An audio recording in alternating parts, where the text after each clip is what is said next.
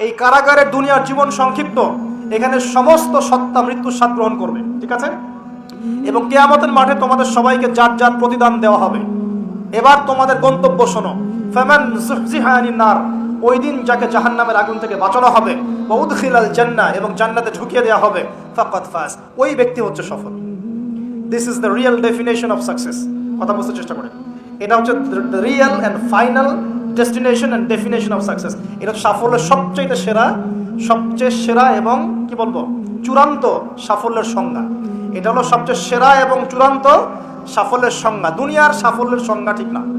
এই বাড়ি গাড়ি টাকা করি স্ট্যাটাস ক্ষমতা, এগুলো সাফল্যের সংজ্ঞা আমরা বানিয়েছি, এগুলো সাফল্যের চূড়ান্ত সংজ্ঞা নয়।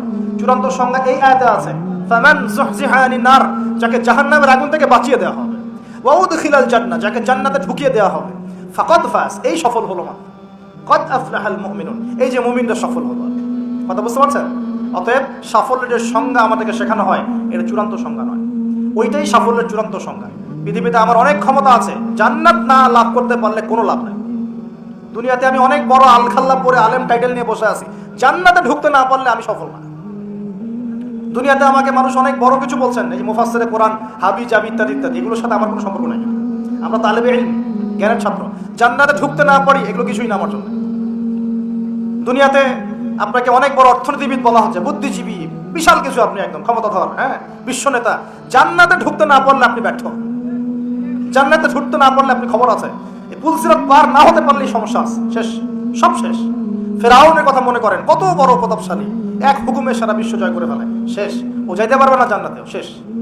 আর এখানে একজন ভ্যান চালক বেচারা 5 ওয়াক্ত নামাজ পড়ে, রমজান মাসে রোজা রাখে, সাধ্যমতো দান সদকা করে, হালাল খায়, মরে গেলে যদি জান্নাতে চলে যায় ও সফল ইনশাআল্লাহ।